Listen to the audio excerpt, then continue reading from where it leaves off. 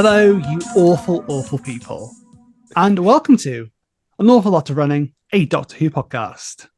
Woo! I'm Jack Alexander, and joining me as ever, my partner in crime, my partner in time, is published author Robin FOALE. Hello, you awful people. And my God, do we have someone special on the show tonight? We do, we absolutely do. I'm gonna peek behind the curtain a second. Rob, I'm about to embarrass you very much for a minute, but okay. I'm very sorry for that. Okay, so our guest tonight is an award-winning playwright, a director, an author, a writer, and a screenwriter. You will know him for his extensive theatre work and plays, his fiction books, Love Songs for the Shy and Cynical, We All Hear Stories in the Dark, and more. He is also the man who introduced a new generation to the Doctor's oldest foe in his TV episode Dalek. And if that wasn't enough, he has penned several critically acclaimed and fan-adored radio dramas for Big Finish, including his recently novelised Jubilee and the Chimes of Midnight. It's, frankly, my favourite writer, the lovely and talented Rob Shearman. Oh, well, that is rather shaming. I mean, maybe there's a way of an hour or so that I could make you realise that I'm not your favourite writer. I just think it's important, Jack, that you should, aspire to better than that. Oh, thank you so much. That's a really, really embarrassing intro. So thank you. Well, I'm sorry, but I also, I like to wear my heart on my sleeve, and I think it's important to tell people that have written, given us work that inspire us and have helped us through hard times. And that's honestly, it's a really wonderful thing that it only sort of dawns on you years later, especially when it didn't at the time, because when you're on that first series with Chris, and all the people it really affects aren't old enough at that point to tell you that it inspired them. And it's only in the last few years when I do the odd convention, or I do things like the BFI screenings where we've met before, and people come up to you who are now adults, and I'm now so old that people can come up to me and say, as fellow adults, what you did when I was 7 years old really inspired me. And so you begin to sort of, that's when it has the impact. But for so many years after having done it, you just, I spent the whole of the David Tennant series still thinking, because I'm a fan, and fans are always worried about the future, thinking, well, it might not be here in another year, 2 years time. But, it's that very funny thing now that my stuff is old enough that people can tell you. And it's strange, because it's not the image you have of yourself in your head that you've done anything that people are going particularly to remember. So yeah, thank you. No, not all. Thank you. Honestly, it's Dalek for me is one of my favorite episodes of all time anyway. And that series is so special to me, not just because it being sort of like the next step of my Doctor Who journey. I knew of Doctor Who before series 1, but Rose came out 2 days before my 14th birthday. Oh, so wow. I always think of it as being like the best early birthday present I ever got, really, because it set me on this path. And yeah, but how are you tonight though, Rob? I'll start with that. I'm very well. It's funny because, the books for novelizations came out last week. I'm kind of still riding that sense of it being like a birthday, because, you really spend a lot of time just wishing they were out, especially when you're actually writing them. You just think, that you are told so many, about a year in advance, we're going to release these in October. And so you just spend all that time, particularly, before they're finished, thinking, you start dreading the idea of October, because it seems like that's when you'll have to have all of your exams done. And then when you get to it, I'm in a very, very rambly way, I'm kind of basking in the idea that I've just had in the last few days a couple of books come out. So it's a nice feeling. And honestly, congratulations for that as well. It's we've been very lucky to look over Jubilee and Chimes of Midnight, and thank you. You should be so proud. Honestly, I am. I mean, it's just an awful thing to admit, but I am. I'm really proud of them. So it should be, definitely. Well, it was that whole thing, though, that when I got asked to do them, and I hadn't heard them for really since. I mean, I had heard Chimes over the pandemic for one night, but I hadn't heard Jubilee for well over 20 years. And I just didn't know whether I would like them anymore at all. And so I was really nervous. So when I said yes to doing it, I couldn't quite face hearing them for about 2 weeks. I was really nervous. I mean, I went for walks and thought, right, I'll put them on Spotify, and I had my headphones on, and I'd say, well, look, let's just listen to one episode, and then I can listen to something else, and I can actually enjoy myself. And I do it and think, right, that's a cliffhanger, great, I can stop, because it was awkward, because all I was doing in my head was thinking, how do I novelize that? What do I do with that? I don't know if I like that. And there were certain points, particularly in Jubilee, actually, where I just thought, I have no idea what happens next. I do hope it doesn't go down that route. And then it usually would. And I think, oh, don't do that. I mean, there's a whole bit, I shouldn't say, but there's a whole bit when in episode 4, and Jubilee's a mess in episode 4, and the Doctor gets up and just gives this huge speech. And it's really on the nose. And in the novel, I could just have him say, no, I'm not going to say a word. And I thought I'd make that the point, that I don't have to give this tremendously obvious. I mean, Colin was great at doing it, but I just thought, oh, that would be so painful to read. So yeah, I do feel very proud of them now. I shouldn't say it, but I do feel that these are better versions of the story in many ways than I could get out of me 25 years ago. So I really hope people enjoy them. Well, I certainly really enjoyed my reading of Jubilee. It felt it already, Jubilee is it's timeless in a way which we hope it wouldn't be timeless. It's relevant, I would say, and particularly now, which is a real shame, with a real sense of rise of the far right, and it felt even more topical reading, even darker, I'd say, reading the new version. I look back, because I wrote it 2002, and I was writing about my fears about the rise of nationalism and populism in politics. And I look back now and think, well, where was it? Compared to now.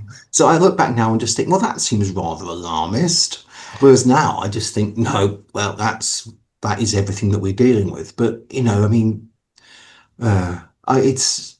some ways, I always feared when I wrote Jubilee that I was kind of faking it a bit. I was faking my moral outrage, because it's a good way to be as a writer, to be quite angry. And I thought, well, I'm not that angry. But I was working with Chris Chibnall at the time on a TV show, incredibly nice, a show called Born and Bred. And I think I know it well. I know it very well. I used to watch it every Sunday night with my mother, actually. Yes. I've got a story about your episode, actually. Have you? Yeah. It's the only episode of Born and Bred I remember. It's the story of the German soldier that comes back, isn't it? Yeah. Yeah. And I remember it so fondly because after that episode aired, my grandmother and grandfather lived very close to us, literally just like sort of next door, where we lived. We grew up in Devon.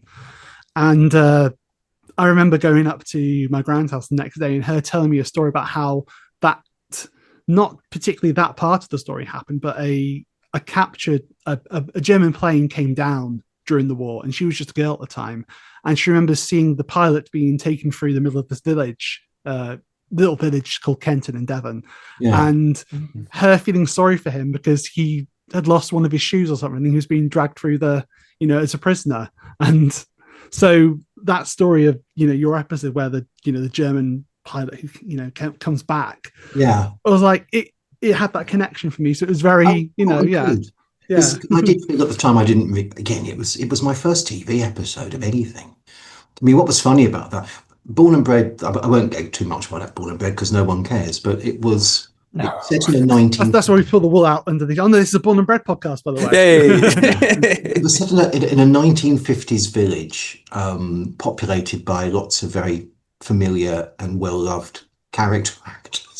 like James Bolam and Maggie Steed, and Clive Swift was in it, and everyone was really nice in it. And I just thought, I'm going to put a Nazi in mine and just have these really nice characters respond in the way that people in the 1950s really would, which would be massively intolerant. I wasn't really allowed to do that, but it did mean that I was having fun with it a bit. But I didn't, because it was actually a sort of medical drama. It wasn't meant to be when I was asked to join it. It became a medical drama while we were working on the first series was being prepped. And I remember that I had this German soldier coming into the village and he was dying. And what I said, because I thought it was funny, was he'd been shot in the leg in the war. And 5 years later, the bullet had slowly travelled up his body and was about to reach his brain, which is so stupid. But I thought that was funny. And I knew that we had these medical people who would just put something more sensible in. And they didn't. Pretty much what's in it.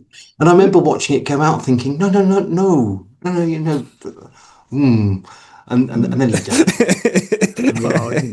died. So the theme music, which was quite bouncy and jolly, became really miserable. And that was my introduction to trying to wreck television and Chris Chibnall's career. Because he went on to do lots of things, as we know. Yeah, so I mean, I don't think he's done an awful lot, has he really? Has he had much work since? No. Robin and I have another bit of a personal connection with you, which is very funny because Robin and I actually met treading the boards at the Northcote Theatre in Exeter. Oh my word, seriously? Yes, seriously. That was my first job. Yeah. It's amazing. Like, Jack sent me the link to it, like online, saying about your past work with the Northcote. And the moment I read that, I was like, no way. I had an actual office there. It was such a funny thing. I was so young. I was 23 when I began there. Wow. And I wrote for them 4 main house shows in the 18 months I was there.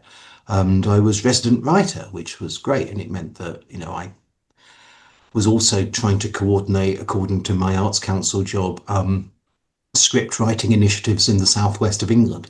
But I wasn't, because I didn't know what to do. I didn't know how to do that. I just left university. I shouldn't have even been there, really. But it was a great way to learn how to try to write commercially, because you had to fill this 450-seater theatre, or else people lost a lot of money. And I wrote, one of my plays did really badly. And I just, you go onto the theatre every night, and it was just this, I thought, quite funny comedy.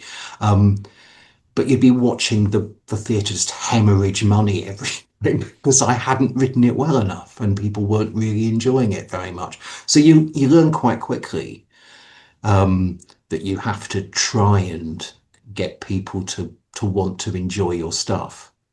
And but how odd that you were at the Northcote. It's funny, isn't it? Yeah. So what were you actually doing there? What was it? We were doing theatre. We were a part of the Northcote Young Company. At the time, right. We did it. We did a couple of productions of the Bacchae, the Greek tragedy, and we did James the Giant Peach as well, which was very nice. That's fun. And like, Jack came up to me, this timid boy, and was just like, "Hey, do you like Doctor Who?" It's like, yeah. And it's like, oh my God. And now it's like, all these years later, we're now not only discussing Doctor Who for this podcast, but we've now got you on the show as well. Back when we would talk about that first season of Doctor Who, my first introduction properly to the Daleks outside of the Peter Cushing movies, and to have... You hear this all the time, I know, but to have but I actually don't. I mean, I you hear different people's individual reactions, and they're always individual, and it always honestly means so much to me, because it always, it feels accidental to my involvement. I'll be honest, because it does. I mean, I wrote an episode, and I thought at the time that this could well be the penultimate Dalek story ever, because I knew they're coming back for the end of the season, but I'd no necessarily great confidence that we were going to make it to series 2. In fact, if anything, speaking as a nervous fan, I was really worried that my name would be mud for generations of fans, because I'd have been part of the season which finally put the nail in the coffin of Doctor Who coming back. Because I was in Exeter, I was at university in Exeter, and Doctor Who ended while I was a student. So I was associating, in a funny way, those feelings of loss with my love of Exeter. But I think of the Northcott, and I think of being a writer in the early 90s, mourning Doctor Who at the same time, meeting actors who'd come along and work on my shows and stupidly telling them, oh, you were in Doctor Who once, and then watching as they wouldn't speak to me for the whole of the rehearsal. But I did, meeting Peter Laird when I worked with Alan Ayckbourn at Scarborough, and telling him that he was Chang in The Wheel in Space. And he said, yeah. And I said, what was that like? And he said, bit racist. Because it was a very racist part. So yeah, it's odd. That, so when we came up to do that, as I say, I just felt that there'd been so many false starts and so many promises. I remember, I shouldn't tell this story, but I think it's quite funny.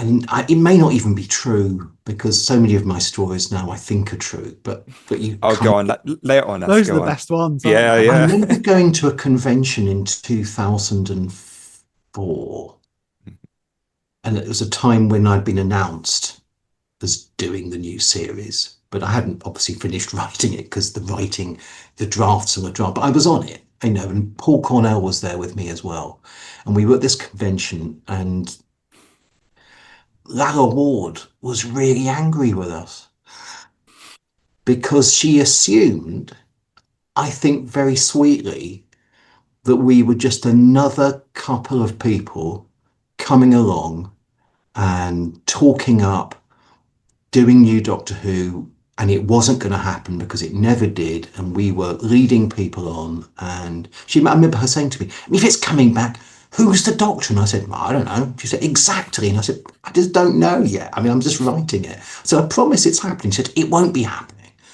Time and time again, we've been told it's coming back, and it never does. And I said, okay. And she was so cross, and it was great because it was Romana being cross at me, which was wonderful. But at the same time, I also thought, I thought you're being cross for all the right reasons. You're trying to protect the fans who were just, because we were always living on hope. For years I remember the day when I found out it was coming back, because I didn't know I was going to be on it, obviously, and I was so excited, but I also didn't dare believe it. I saw it on the internet and just thought, but that's what I've always wanted. But, and I'd been in TV at that point, and I remember going into meetings and thinking, if I just suddenly said in a meeting, should we bring Doctor Who back?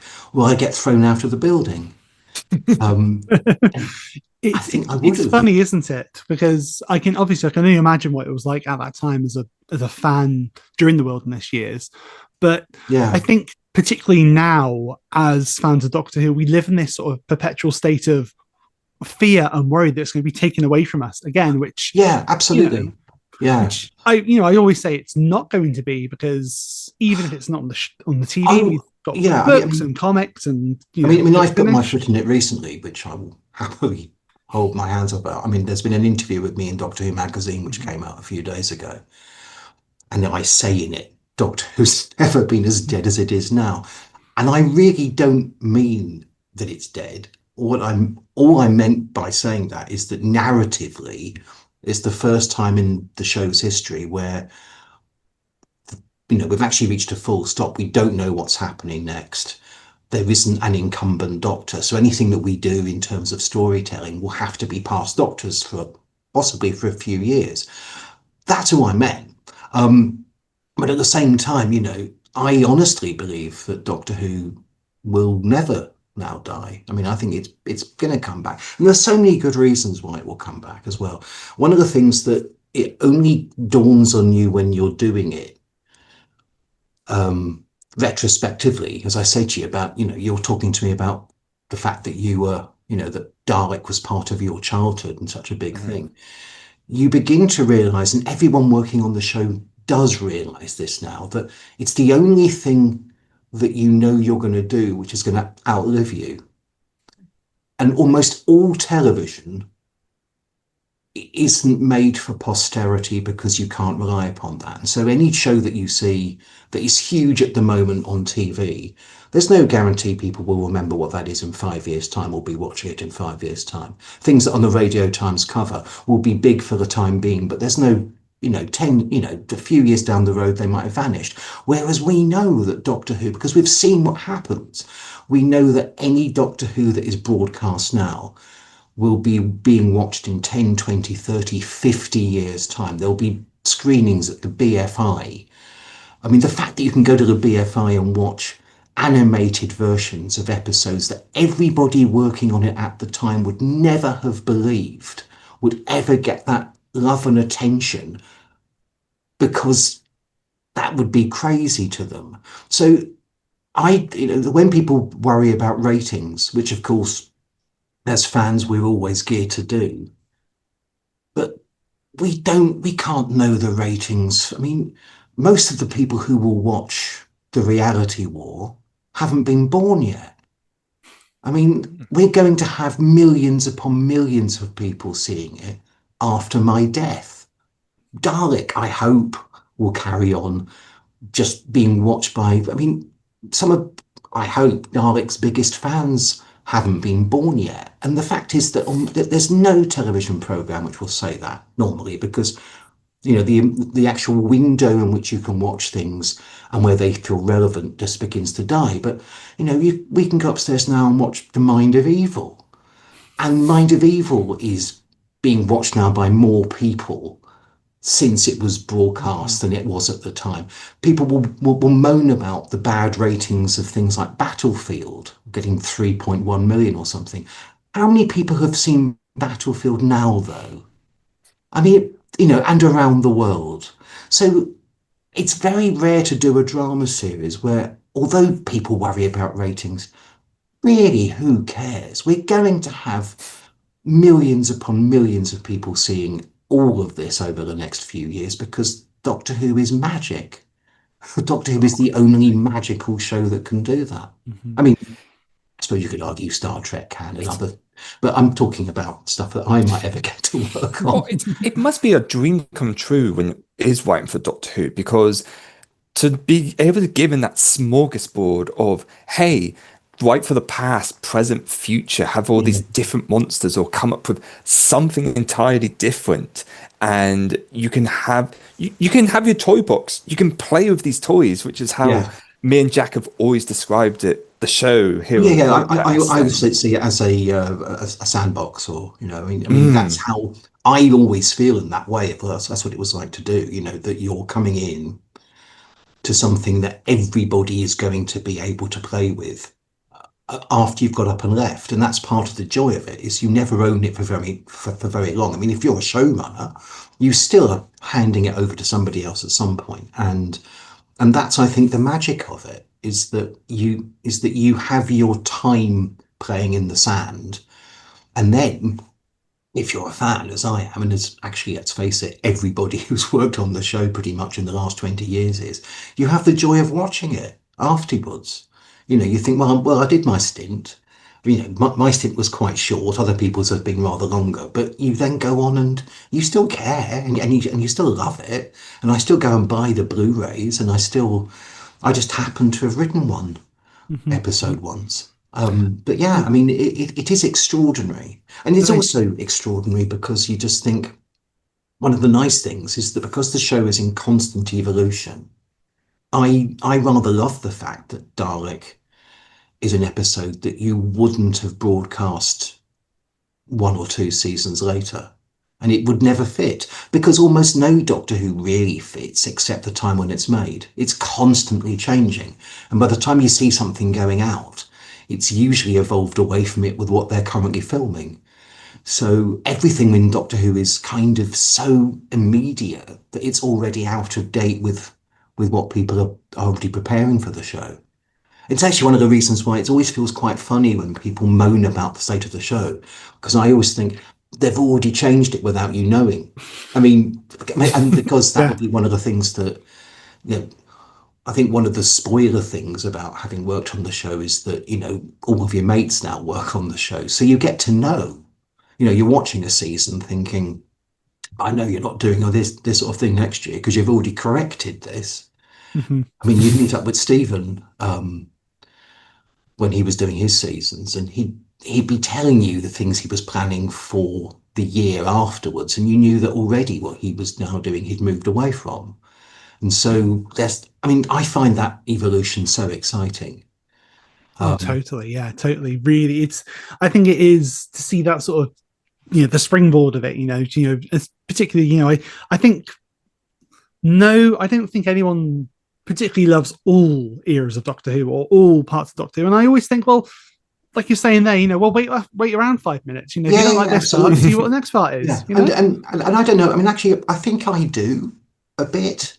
Mm-hmm. I mean, I don't love every story, but I find every aspect of it. I mean, some parts I find more challenging now than others because I'm 55 and I'm too old.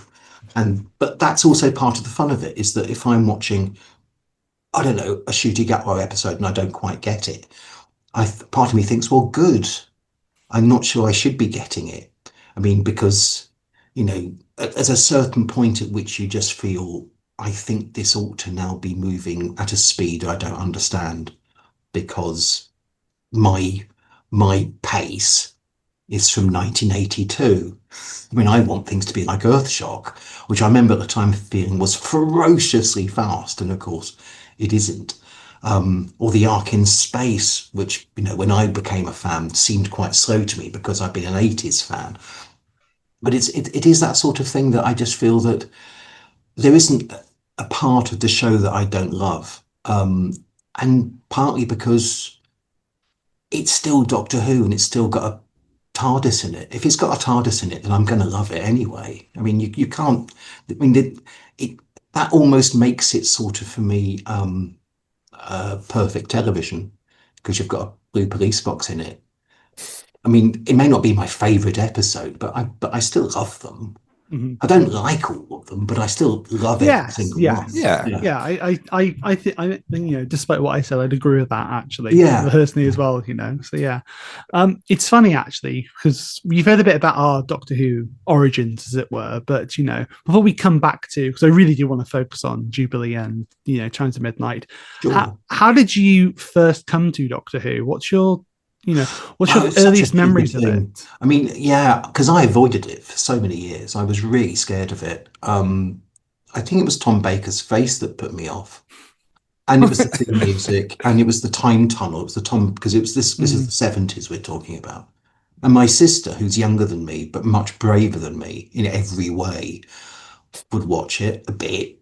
And I would, on Saturdays, just have to leave the room. I didn't want to watch it. And in my head, I don't know, I would associate everything scary on television that I caught was probably part of Doctor Who. It was, you know, it was only when I became a Doctor Who fan and realised that, for example, those public information films about not playing near rivers actually weren't Doctor Who as well, because everything scary, it had to be that.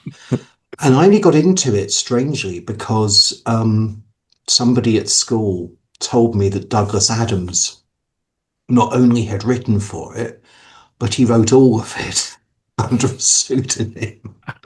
And I think that because I'd got into Hitchhikers because of a teacher at school who'd lent me some of the cassettes, and I adored Hitchhikers. And then the fact that he'd done Doctor Who made it seem a bit odd.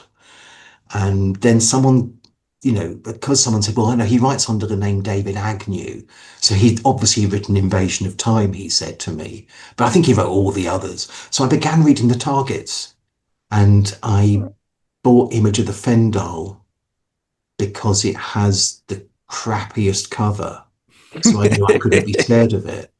And it's also really thin. And It was quite scary, but I quite enjoyed it. And then I began reading up more targets. And by the time that the new series properly started, which was in January '82, it's Castrovalva, I'd made myself into a fan, but I was still quite nervous of watching it. So, yeah, and I just threw myself into it. I was embarrassingly obsessed by it for about 3 or 4 years. The whole of the Davison period and Collins' first season, it's all I talked about. Not much has changed really. But at that, hey, people start podcasts over things like that now. Yeah, who does that? Hey, yeah. There's also a way now, because I'm older, that I can fake not talking about Doctor Who occasionally. I can make people think I have other things to say, but actually I don't. But back then, I remember that I think my parents were really despairing about it. It must have felt, because it was obsessive. Sorry, I was going to say that, with the targets being your way in, which is such already a very unique, way to come into Doctor Who. What did it feel like when you got to write one a couple of years ago? That was odd. Scary, actually, if I'm honest. Again, because I'd become a prose writer over the last 10 years or so, before I did Dalek. I remember when doing the TV episode, I hadn't, written prose at all. So had they existed at that point, the way they had for the old series, that sort of immediate thing, okay, you've written your script, now write the novelisation, I probably wouldn't have known what to have done. I'd have wanted someone like Terence to have done it. But I don't know, it was so exciting. I remember people would say to me at conventions for years, because that's what people do, they'd say, would you ever novelise it if Targets ever happened again? And I just would say, well, they won't. No one's going to do novelisations now. That's just crazy, because I'm always right with all my predictions. And I just couldn't immediately at the beginning see the point of taking something which is so freely available and just transcribing it into prose form. And it was only because I didn't get to go first. It was when those first ones came out and I read Rose and Day of the Doctor in particular. And I just thought, oh, you can do that. You can really just reinvent it. And then I got excited by them. And then I was part of the second wave. I just got the email saying, would you do Dalek? And I just wrote back immediately saying, yeah, no, I'm totally on board for that. Because I, in my head, I'd found a way into it already. Because I thought, well, maybe one day I'll be asked. And all I could really think of with Dalek was it would be really fun with that torturer, Simmons, based upon my friend from Exeter University, Kai Simmons, who was in Jubilee.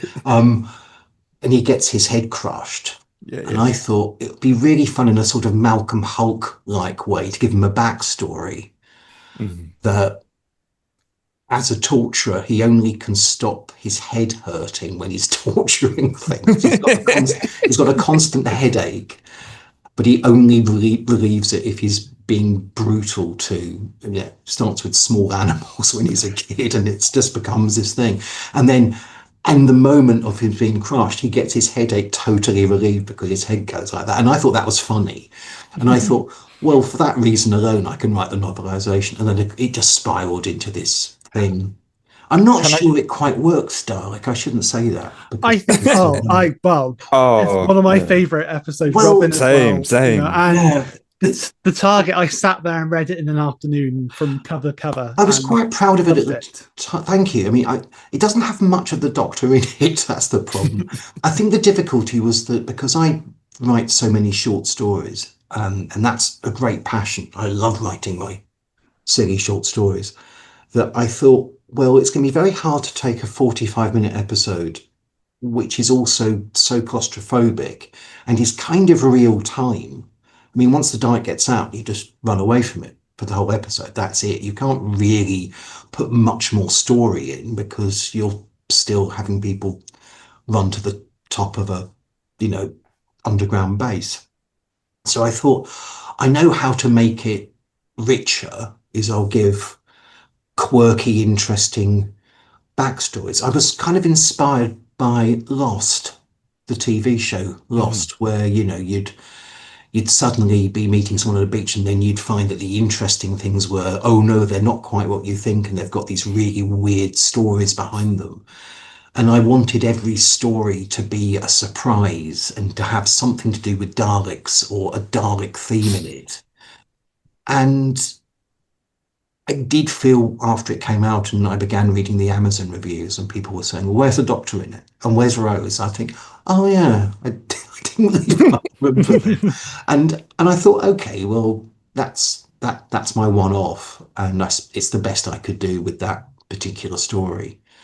It did mean that when I got asked to do the Big Finish ones by BBC Books, which was a big shock. I did think, oh, I've got another chance. I can maybe make them a little bit less, trying to find the right phrase for balanced. Yeah, a bit, less topsy-turvy. So that was good, I think. So was that it? Is it BBC Books getting in contact with you and saying, oh, we'd like to take these? Because it's, I remember very odd. I remember the listings first coming up on, and obviously things on Doctor Who Twitter are always sort of blown into massive proportions, what have you. I remember it coming up, and I think it was the listing for Jubilee came at first, and I think it was just like Doctor Who, and it was just J, and everyone was going, what does that mean? What does that mean? Is it a novelization of Jubilee? And people were going, no, of course not. Because obviously I had to keep it secret for months, and then suddenly I got it on Amazon, and I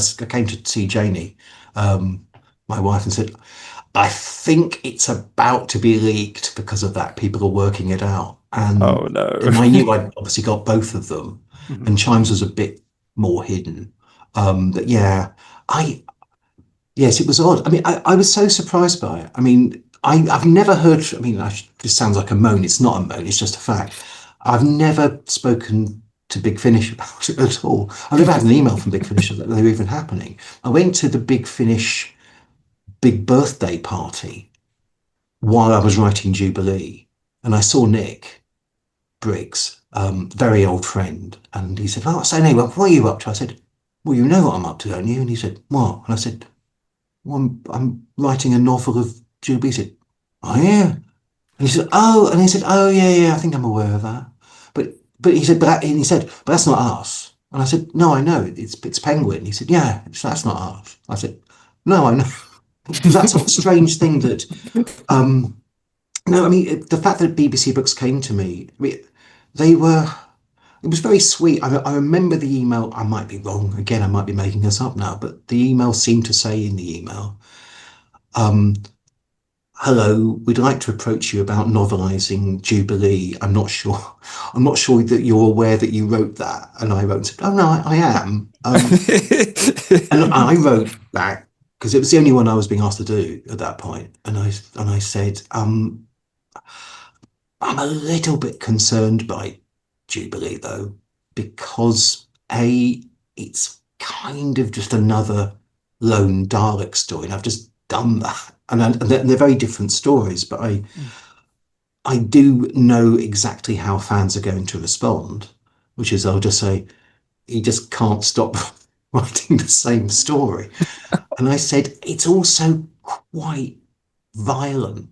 I mean, it was written, Jubilee, as we've said earlier in the podcast, it's a quite an angry political piece, and it's written at a time when I had no belief the show would ever come back and find a child audience. So it's really brutal.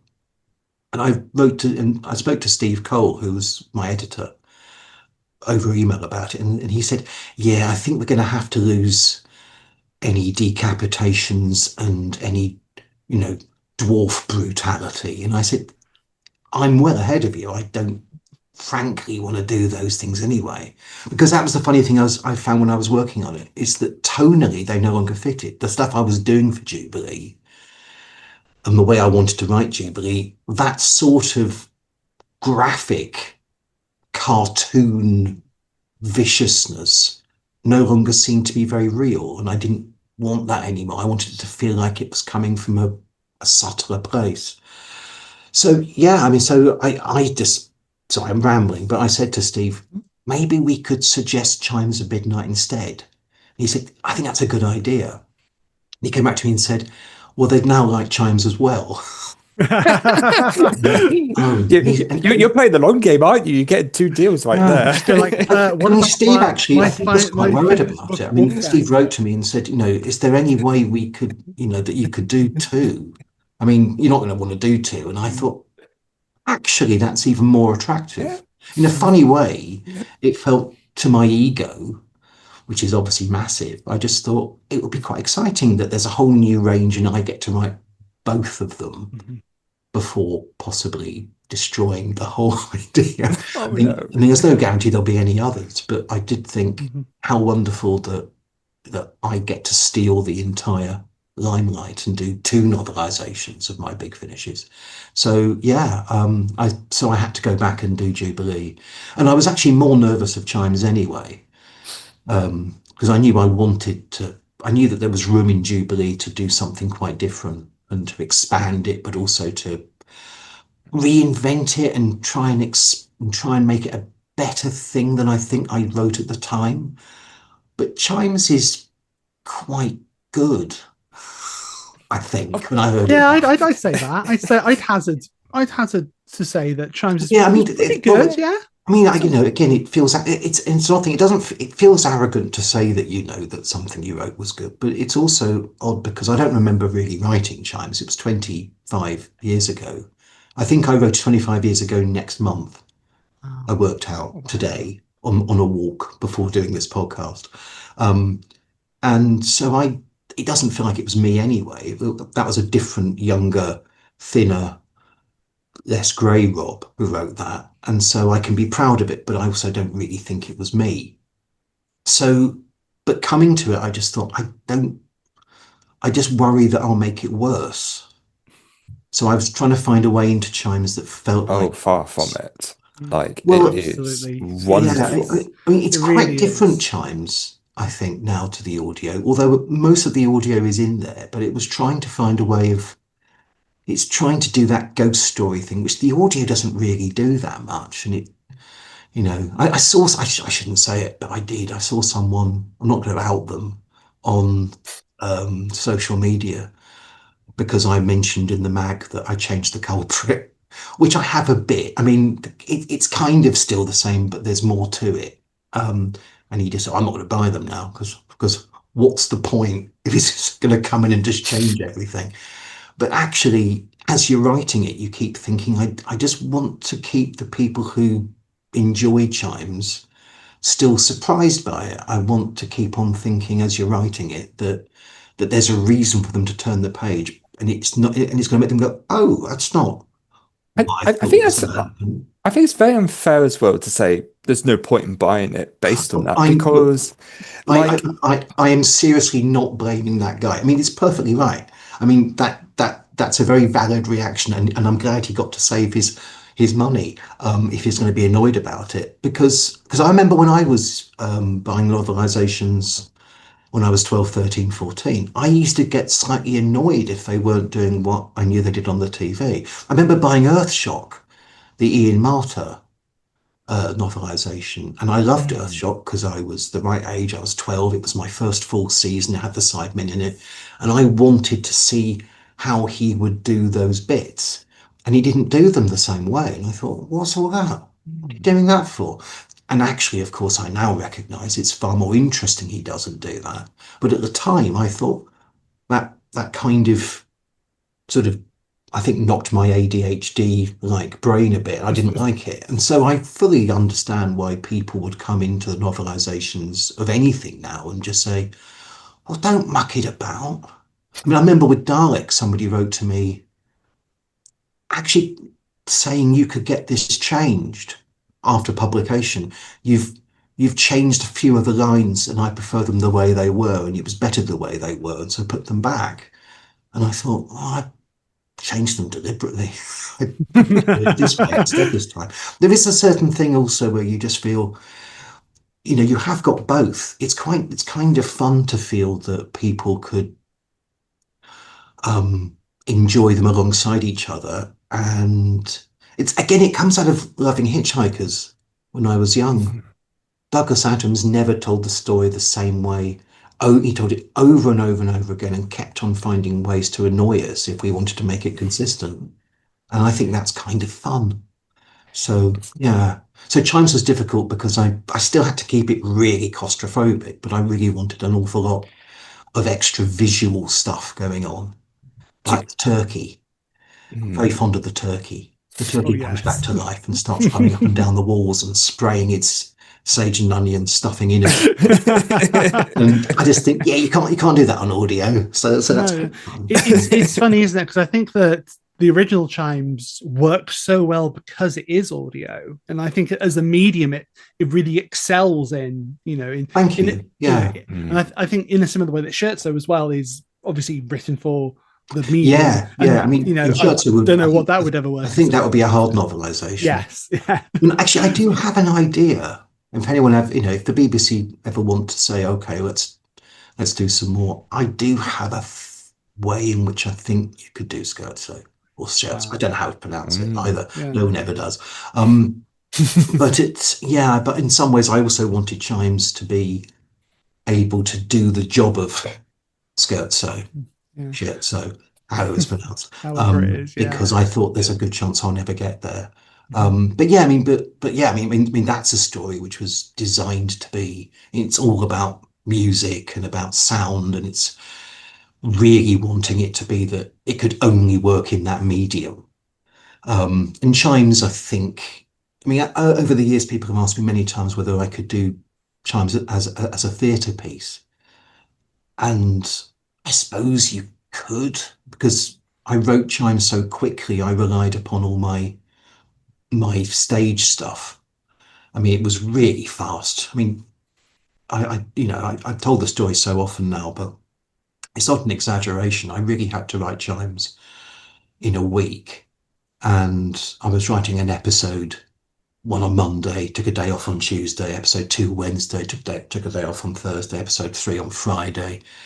Finished it on Sunday, never really knowing what's going to happen after each episode. And then I'd have the day off to work out the next episode.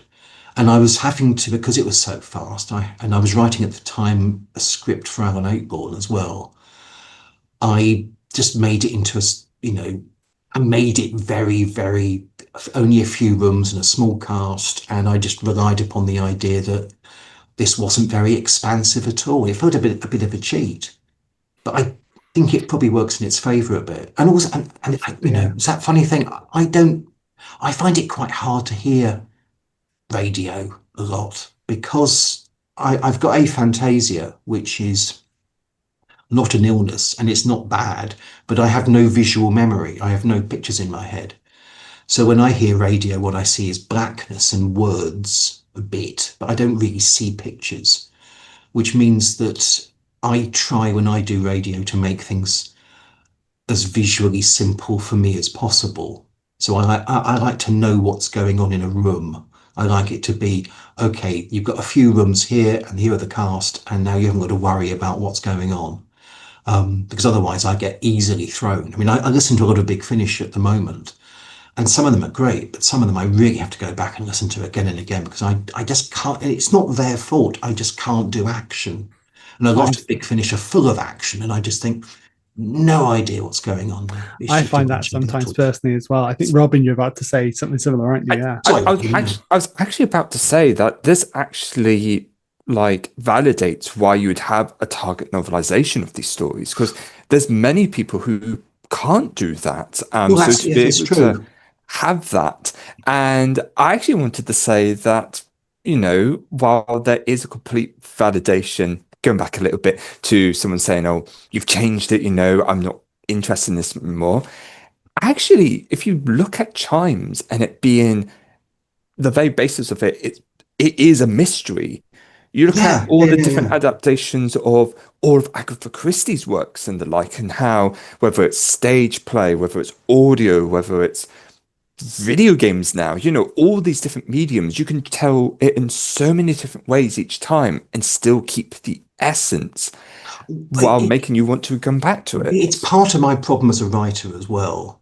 Um, I find it really hard to stick to my to my original plans. So if I do a synopsis of anything, whilst I'm writing it, I'm trying to find ways of avoiding what I did originally because it now seems too obvious. So it's that awful thing if you do a short story, and of course, as I say, I write a lot of short stories, and you go into them and you have a basic idea of where you're heading to an ending. And by the time you get to it, you think, I can't let that be the ending. And so it becomes like a halfway point instead. And then you ask yourself, where does it go now? And so you want to surprise yourself, or else it's just a bit, or else you become bored of what you're writing. And if you become bored, then it becomes very, very boring. So inevitably doing novelizations where you've got the script in front of you, I would park the script. I mean, what I would do is I would listen to an episode or listen to a few scenes I was going to want to write next. And then I would abandon them and go for a walk with my notebook. And I would try and write the scenes and the dialogue entirely new, because that would surprise me. Then I'd come back and see which versions were better. And often they were going in different directions. It's that thing also where you've got on the page and you turn the page of the script and Paul McGann now says this, and you think, what if he just said the exact opposite? What if he's now cross with Charlie rather than being happy with Charlie? What if when he says, come and do this, she says, no, I'm going to walk over here instead? I mean, how about I just keep on challenging that? And that made it a lot more fun, but it also made it, and I did the same in Jubilee, as I say, you suddenly get bits where you're gearing up to the whole point is that the Doctor gives a big speech. And I think, no, I don't think he's going to do it. I can't see him giving it. I think he's too disgusted. And so you just find yourself pushing yourself into an area where the characters now are more interesting to you if they just surprise you. And that's what keeps you going as a writer. But it also means I'd be if anyone ever said to me, and they never would, I think they probably think I'm too annoying already. If anyone ever said to me, would you want to novelize, one of someone else's scripts? I know I'd just want to wreck it, because I'd be saying, wouldn't it be good if I did that? Because that would surprise them. And then, you'd get these furious notes back from BBC Wales saying, could you not change what happens in the story? And I'd say, but it's fun that I've now made it so that happens, isn't it? It'd be like if I did the reality war and you'd suddenly say, well, let's make it so it's not the Rani. You've already got me interested. You've already got me interested. And this is not. I really love Wishworld. I thought that was terrific. I've enjoyed the Shooter years. I mean, not every episode, but at the same time, coming into them, you'd want to challenge them, and that isn't the job of someone novelizing someone else's script. So, the only Steve Cole said early on to me, which I thought was. It meant he knew me. He wrote to me about Chimes and said to me just at the end of an email, I said, and do you still intend this to be the Eighth Doctor and Charlie? And because he doesn't have to be. And I said, I think I'll stick with that, because otherwise it will just really annoy people. And he said, yeah, it'd be nice if you did. But I think he was anticipating that maybe I'd say, no, I'm going to do it completely differently, which would, I just think of, it would have meant that a lot more people than that chap I mentioned on Twitter would have just said, what's the point? And then they'd have stormed off. I'm trying to imagine a world in which it is different Doctor and a different companion, because it feels so inherently Eight and Charlie. Yeah. Well, and it does to me too. I mean, doing the same chat. I mean, that's my main memory of Chimes, is just how happy I was for the day and a half we had in the studio with Paul and India and that cast. And now to have said, well, actually, it's John Pertwee and coupled with Mel for no very good reason. I'm making it John Pertwee and Bonnie Langford just so I can annoy people. I think that'd just be very irritating. And I think it'd be very disrespectful in a funny way to everybody who was involved originally. It's very funny, because I know there was conversations, I believe at a time, about Chimes being adapted into a television episode as well, wasn't there? Was it the Smith or the Capaldi eras, I believe it was? Yeah, I mean, it didn't get very far. Yeah. Because I didn't do it very well. I mean, everyone was very nice to me about it. I mean, it never reached script stage. I the actual joy of it was I was able to go to read-throughs of a lot of season 5 episodes and meet Matt Smith and meet Arthur and meet Karen, and that was great. And I'd go back and I'd be trying to work upon how to do Chimes as some sort of modern day episode, not set at Christmas. Completely different as it turns out, and it just wasn't firing. And I remember eventually saying to Stephen, this isn't any good, and he said, no, it isn't really. And I just and we're old friends, so I was able to say to him in a way I couldn't have done with Russell.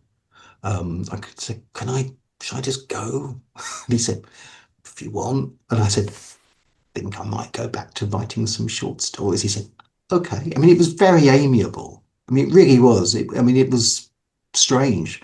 I look back at that time. I wasn't on it for very long. As almost like a sort of strange dream. I feel guilty because I think that I let them down because I wasn't very good. But in all honesty, I'm not an especially good screenwriter. It's not ever what I've been good at. I'm quite a good theatre writer, and I'm quite good at radio, and I think I do prose quite well now, and I think my short stories, actually, some of them are actually very good. Oh, absolutely. I totally agree with that. I absolutely adore Wheels. We'll hear stories in the dark. Oh, yeah. A fantastic trilogy of, that was fun. And I felt very confident doing that. I've never felt very confident doing TV. I think maybe it's because I'm not very good at writing action. Dalek. I disagree with that personally, but I think your thoughts are valid on that. Totally, of course. But but Dalek was a real learning curve. And Russell really, really helped me over the coals with that. I think I was probably a nightmare for him, but he was so patient. He may not have been patient behind the scenes, which I suspect is true because it would have been a pain in the neck. I'm sure. But I'd go to meetings and we'd go through and he'd try to help me over another draft. He'd say, well, how about try and make it a bit more, try and put some action in, and I would go off and we did get there. Totally. And I'm very proud of it. But it is that funny thing that my instincts were to internalize it, and that's because that's what I do. And what drew me to Jubilee originally was trying to do a story about the Dalek that was quite talky, and in a sort of Hannibal Lecter type way. I really wanted the idea that what makes a Dalek dangerous is if you get talking to it for too long, it can, I wanted it to be scary even without a weapon. And it became very obvious doing the TV that we had to get it out of the cage and moving up quite fast. I remember even in the first meeting, Russell saying to me, because we very, very quickly in that first meeting realized we had to discard Jubilee altogether. And he said, I think maybe, Rose touches it and that's what wakes it up. And I said, yeah, sure. Okay. That works, as opposed to it being as it is in Jubilee, a sort of a 2-hour relationship progression between the companion and the Dalek. It had to be, you're absorbing her DNA. Let's call it DNA. I said, well, so, but that's a very, very television thing. Whereas my instincts were to always make it more like radio, make it more like prose, or make it more like theatre. And that's why I don't think I'm, I've been working the last few years on a show for Apple with Peter Harness, but I wasn't writing. Well, the joy of that was Peter was doing all the actual clever bits, and I would over the years I was with him on it. I'd fly over to Sweden and we would chat about where story would go and ideas and places and character, but then he'd translate all that, which I could never have done, into something which was quite exciting and Apple would want to make. And I sort of, over the years, I always feel a bit like TV got away from me. But I think that's because it isn't my natural thing. I was so lucky that they had me on the TV show anyway. considering that isn't really, I think, my great skill. Hey, you can feel that way, but you have affected a generation Oh, of hey, Doctor Who fans and will continue to do so. I'm incredibly proud. I mean, I really am. I mean, back in April, I suppose it was April. I mean, that was when we had the anniversary of Dalek. That was 20 years. Yeah. There was the BFI screening of it. Yes, yeah. You were there for that. I was there for that. Yes, yeah. It I mean, was and I one of was my on favourites. stage. I mean, and I was there with Janie, my wife, and we watched on a big screen. And then I was up on stage. I felt like Martin Scorsese. It was that weird thing. I felt like I had done this thing that was worthy of being on a big screen and being interviewed about, and I felt tremendously proud. And I am. I think it's a really good piece of telly, and I think it's. Yeah, I mean, I think it helps sets the tone of what Doctor Who becomes. Mm-hmm. Although I do think, completely I always say it, I think that 3 weeks later, Empty Child comes along. I mean, there's a story I tell, again, so people have heard it, but it's the absolute truth that the night that Dalek went out, we had a sort of party here. I mean, when I say party, it wasn't raucous. It was a bunch of Doctor Who fans watching Doctor Who. But amongst those Doctor Who fans were Stephen Moffat, and Stephen came along fairly shamefacedly with a disc with Empty Child on it. And he said eventually, I mean, should we put this on? And we all said, yeah. And he said, I'm not sure it's any good. And he meant that because that's very Stephen. And it wasn't quite ready. I mean, I think that the bit where Richard Wilson gets his head turned into a gas mask had a lot of nastier sound effects. But we watched that and it was gobsmackingly good. And I remember sitting there thinking, in 3 weeks' time, this is going to blow mine out of the water. Oh, no. And I was so thrilled it was. I mean, I really was. And that night when everybody left the party, Janie said to me, she said, oh, God, Doctor Who was good tonight. And I said, yeah. And she said, I meant the one with the gas mask child. And I said, I mean, look, we can raise things up about putting other things down as well. And Yeah, I think sure. they speak. And also, I don't think art is a competition. I mean, I'm really, and I'm so proud that I got to write an episode which is remembered, and it's partly because it was allowed to be the first Dalek story. I mean, that's what is so incredible. Actually, is that Russell had the generosity to let me do it, whereas professionally, a year or two later, any showrunner, not greedily, just because that's their job, they'd have written that. Mm-hmm. I mean, that you give the freelance writers standalone things that are filling in, whereas Russell on his first year was doing those ones and letting me write Dalek, and I think that's astonishing. And I'm just so lucky that I was allowed to write an episode which is so fondly remembered, but also which is, which can be remembered. Whereas I could have written, just a sort of something which is much, much more filler, and people might really like it. But if I go to again a party, I don't know why I don't go to many parties. If I go to a party and people ask what it is I do for a living, and I say, well, I'm actually a writer, and then they are anything I've ever heard of, I can always say, well, I wrote for a show called Doctor Who, and of course everyone knows that. And then they will say any episode which I'd know, and they always know it. They always know that one in a way that they probably wouldn't know almost anything else, even though those episodes are just as good, if not better. So there is a certain way in which I feel I was given this golden commission, really. It's funny, isn't it? Because I think obviously that to fans of our age, myself and Robin, I mean, it's so foundational in our love of Doctor Who is that run of stories. That's what got us into Doctor Who. It's a great season. It's a really great season. Oh, it's a great one. I think partly because I remember Russell saying to us early on that he said, let's just make something that whatever happens with this series, we can look back and be proud of. and we can watch in years to come on our own to say, well, that's Doctor Who and we worked on it, even if it got cancelled. 100%. Even if it didn't make it to series 2. And so that's what we did. And so we all went for broke on it, even though there were certain things. I mean, we didn't go off Earth. We didn't feel that we could. We were being very cautious in some small ways, but totally not in others. And I mean, and that's Russell. I mean, that's, you know, that isn't me being, I mean, because none of us would have done that. I think we'd all have probably been more cautious.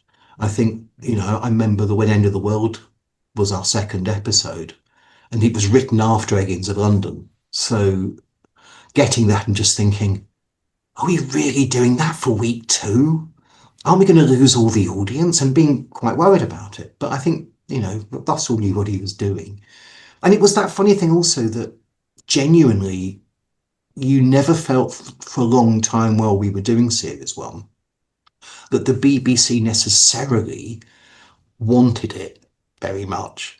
So that I remember going to a meeting at BBC White City, a television centre, quite early on for Doctor Who, and going to the receptionist, and the receptionist telling me that Doctor Who wasn't going to come back and that I was wasting his time, and he was tired of all these fans coming in and asking about Doctor Who all the time. And I said, no, I'm really here for a Doctor Who meeting. He said, you're not, it's not happening. I said, I'm meeting Julie Gardner and Russell T Davis, and they're coming down from Wales. And he said, well, you can wait over there if you want, but no one's going to come. And of course they did come. And I told Russell, and he said, oh, give it a year, everybody will know it. And he was right. Yeah, but, absolutely. You know, but at that stage, you know, Russell would tell us in meetings occasionally, he'd say, you know, I had another letter from the BBC suggesting I can stop if I want, because no one really wants it, but we're carrying on. And that's how we do it. And of course, every Doctor Who season subsequent to that was riding a wave of success. But we got to work on the season when we were allowed to get away with things because no one knew that it mattered. Like hiring me, I think, honestly, you know, because I think it didn't matter then. It would matter now. I think that it becomes an issue that you're saying, why are you hiring this? I mean, everybody ends up being a writer. All the writers for Doctor Who end up being people who can run their own shows quite quickly. And I think that's amazing. And therefore you realise actually it's grown beyond where you were. So yeah. Sorry, I'm just rambling. No, not at all. It's not at all. Wonderful hearing it, really. It really is. You know, yeah. It was a very exciting, it was such an exciting time. It was a scary time. And if I could do one thing, if I could go back, I would just want to reassure myself that it's okay. Because you just didn't want to be the one who broke the show. I didn't want to disappoint people, you know, and you tried so hard. And I'd kind of already left Doctor Who. I'd done my final big finish, I felt, just because I thought I was repeating myself a bit, and I thought I should try doing some other things for a while. And I wasn't sure I'd never come back, but I thought I'm going to give it a good 5 years or something and see if it's still there in 5 years' time, big finish. And then having decided to leave, and I'd done Scherzo and Deadline together, then months later I get this, you know, phone call from my agent asking if I'll be on the TV show, and I think, to Doctor Who. And, you know, it's such an astonishing thing. It must be funny that, because you keep being asked back in different ways, Rob, you know, whether it be come to the TV show, novelize a story, do a comic do a short story in a book. I mean, there's nothing I'd rather be haunted by. Don't get me wrong. I mean, this is the hard thing, is you go online sometimes and, you know, you see people assume I've just turned my back on it. Whereas, of course, I'm as ardent a fan as I ever was. I mean, I for fun will watch Blu-ray extras. I mean, I watch every extra on the Blu-ray, even the ones where they've got the clocks before. And I think, why am I watching this? And I think, well, if I watch it once, I never have to watch it again, because I can't not watch everything on the disc. You think, oh, this is so dull. You think, yeah, okay, you know, the 30-second countdown. And you think, I mean, I'm glad it's on there because I'm a completist, but I also just think, I don't know why I'm making myself watch it, but that's the sort of fan I am. I mean, I'm still the same sort of fan that if I'm at the dentist's, to make myself relax, I will recite all the stories titles in my head, and I can do it all the way to the reality wall. I That's mean, fantastic. you know, Wow. That's a round of the quiz of rational uncovered right there. Job yeah, done. I mean, Right. but you know, it's absolutely the truth. I mean, you know, you just because you've decided that maybe you shouldn't be writing it, and maybe the show would be better in some ways without you having to do the stuff that you've done. I mean, it also it's also quite cowardly of me, but it's the truth. I mean, I feel that I got away with murder really on Doctor Who, both the Big Finish and the TV show, in as much as everything I did has broadly gone down quite well. I mean, some people like some things more than others, but you know, I can find with my Big Finish releases, for example, I mean, they're really well thought of over the years now. I mean, because they're so old now as well, but they've sort of become really well established. And so going back to Big Finish now, I feel all I could do. I mean, I have thought about it, and I might do it one day, and we do talk, but I do worry if all I'd do is come back and just disappoint by not doing something that's as popular as Chimes of Midnight. It would come out and people would go, "Oh, Yeah, I can understand that. You know, particularly with something like Chimes, is obviously its legacy sort of goes on and on. It's something which people, I'm really myself, astonishing." I listen to it every Christmas. I Yeah. joke and say, well, Christmas wouldn't be Christmas without listening to Rob Shearman's Yeah, Chimes of I know. Midnight. But it's the other thing, because again, I mean, when you do it, when you're actually writing the thing, and then you're recording it, in January 2001, we recorded it, came out in February 2002. So I had this whole year of waiting, assuming no one was going to like it, because I just didn't think it was that good a script for a long time. I just thought, oh, I just rushed it. I remember thinking it doesn't make any sense. It's got a talking house in it. And it came out and it was very popular very, very quickly. But you still assume that popularity is going to wane. But it sort of hasn't. It's great. And, people write to me I can't tell you how much it means to me when people write to me, strangers, on Twitter and say, hello, we're about to have our annual Christmas Chimes listen because it's Christmas Eve. You think, I can't tell you how much that means to me that people have taken it to their hearts. And again, it's one of the reasons why writing the novelisation of Chimes was so much more nerve-wracking, though it's better material to feast off than Jubilee, because I just thought I don't want to let them down.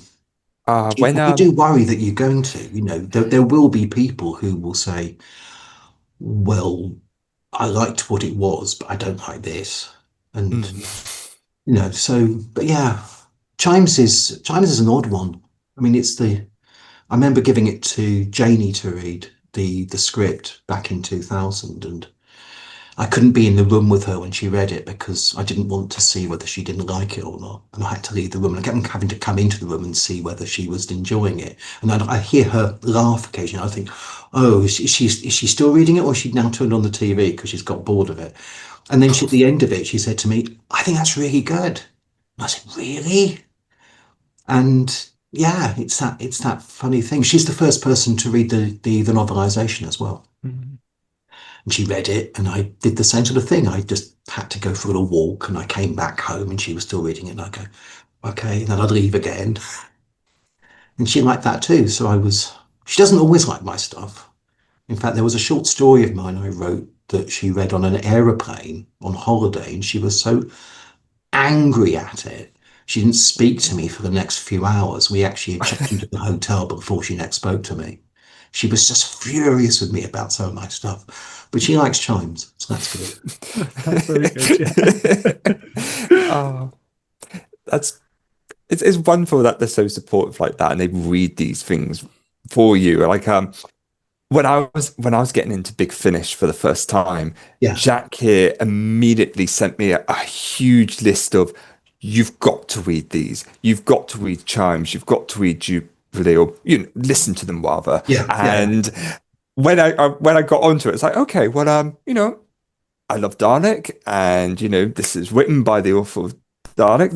Let's go with Jubilee, and I I love the fact that this particular audio drama starts off with the whole coming soon, Daleks, and I was like, oh, okay, this is just like the regular preview that you have with like any kind of things. And then, because this is my first time listening to Big Finish, so you honest to God fooled me like probably so many others. Good. I remember, best way. I think Nick and I remember before it came out that Nick and I went speaking to a local group of fans somewhere. And we were so proud of that intro because we'd had so much fun with it. It's the first thing of Jubilee I wrote because I just thought, well, if nothing else, I've got a good gag. I'll open it with a movie trailer. Dalek's going, Scarpa. Yeah. I remember that, and we said, well, we're going to give you a little a taster of our new audio coming out in January. And we played them that bit. And the fans just sat there like that going, I said, yeah, that's funny. And they said, what? And I thought, no. Okay, well, that's not going to go down so well. And I know people who still skip it because they just assume it's the opening thing. But it's and again, I mean, I think when I began novelizing, I just thought, I kind of want an element of this, but it's not going to be possible in the novel. But of course, that's when you start saying, I went back to my original notes for Jubilee and I realised that there was an entire original plot line about Evelyn being kidnapped by the actor who was playing the movie of the Doctor, and he kidnapped her because I can't remember why now. I mean, it was rubbish. I mean, it was, and I never wrote it. I mean, it was just things I was writing down as possibilities for things to do. And I thought it might be quite fun if I could have running through this the actor who now plays on TV the 37th incarnation of the Doctor. So he becomes a sort of minor recurring character and then gets brutally killed. Yes. And that's a wonderful line from Nigel, isn't it? Where he's like, well, don't worry, Doctor. Remember, I'm not actually evil. Yeah. Well, that was the thing, was that I kind of knew also that I couldn't really do the dwarves. It wasn't, I mean, no one told me really. I mean, I knew I couldn't do decapitations, but I knew that the whole point of the dwarves was just for that scene where Nigel shows his dwarf collection to the Doctor, yes, and then puts one into a Dalek. It doesn't quite fit in, so he lops its hands off, and then the dwarf bleeds to death in the Dalek casing, I think. Yes. I remember hearing that on one of my walks, and I thought, yeah, I'm not writing that. Not because I can't write horrible things. I mean, I do. I write a lot of horrible short stories. I just thought I don't quite buy the world sending Nigel dwarves. I mean, the idea of that came out of the Potsdam Guards. Have you heard about them? The Potsdam Guards. So there was a king of Prussia called Frederick William, probably the second, but I'm not sure. Someone else will know. And he had this passion for giants, which he would dress up in a special uniform and for fun have them parade around his castles. And so to keep him happy, all the crowned heads of Europe would often find giants and they'd kidnap them and then send them to Prussia, because it would mean that the King of Prussia had a present. It'd be like, possibly giving various presents to Donald Trump. You sort of keep him happy. And so I thought that would be quite a fun thing to do, but I won't do giants, I'll do dwarfs, and I'll put them in Dalek casings. Again, it's when you come to write the novel, you realise that the character of Nigel that I want isn't a man, it doesn't fit. That isn't what you do. Jubilee is full of so many strange, bizarre, sort of exaggerated ideas that I just thought, I'm not sure how I can sell this now. So yeah, I still had to have a bit where, sorry, Jack, it was what you were saying about when Nigel says to the Doctor as he's doing something really, really brutal, but remember, I'm only pretending, I'm not really evil. So I had to still have a moment where he did something which is really, really bad. And it is pushing that actor to his death off the Tower of London ramparts suddenly, saying, "We don't need you anymore. We've got the real thing." Oh, and It's lovely. funny. And I know we've spoken about like the changes in the novels here, and as someone who's a big fan of both plays and other things you work with, I'd be remiss not to mention like the Holy Terror, which that was a whole conversation I had to have with Robin about. Oh, the companion in this one is a talking shape-shifting penguin, by the way. Yes, yeah. Lovely, yeah. Because why not? Yes, exactly, yeah. But what I will say is, and I'm looking at the time now. I don't want to keep you too long time. No, that's we have some lovely questions from our audience as well, which I want to get into a second.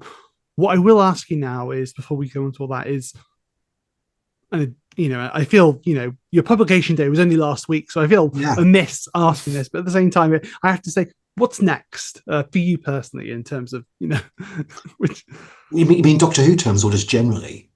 Generally, I suppose, Doctor Who terms would be great, but if this Doctor is Who the last stories we terms, get, it's at the moment I had the day before my books came out, I began rehearsals began for a new version of Pride and Prejudice I've adapted for a theatre in Gothenburg in Sweden. So that's now in rehearsal in Sweden.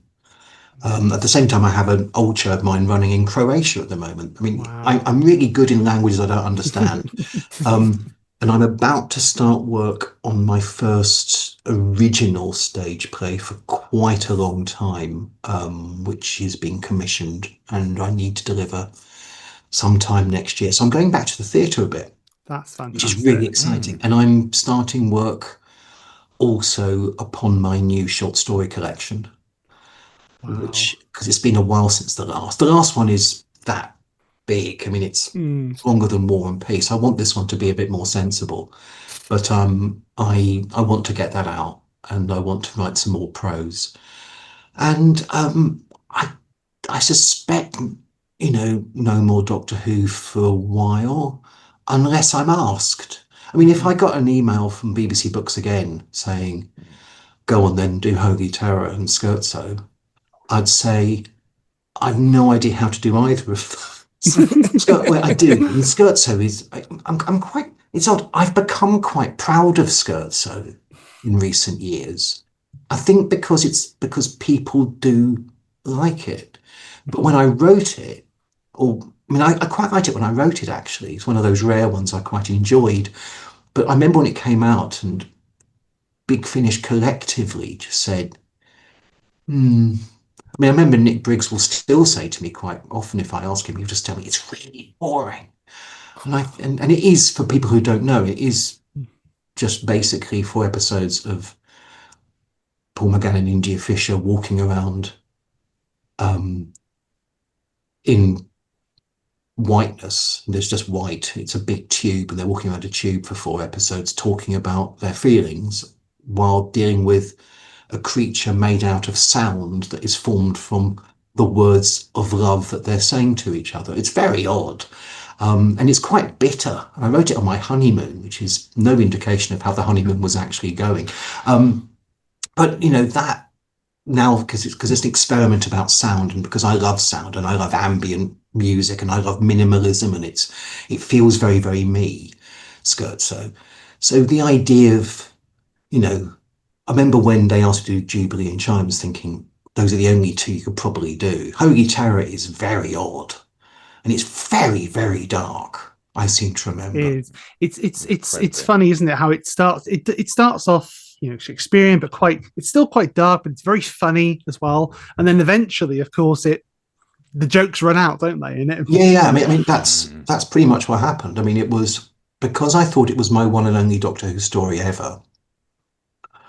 I knew I had to do it as a comedy. I knew that's what I was asked for, effectively. Because, Gary's one request was I put Frobisher in it. He said, "Oh, is there room in your story, you think, for a 6-foot-tall, walking, talking penguin?" And I said, I'll make that work. But it does set the tone. It does set the tone of what the sort of story you think you're getting. And actually, I used that. I thought, well, everyone coming into this is going to assume it's a silly comic strip, but actually I'm going to make it into this quite brutal piece as it goes along. A bit like, I think that the Myth Makers which is one of my favourite missing episodes.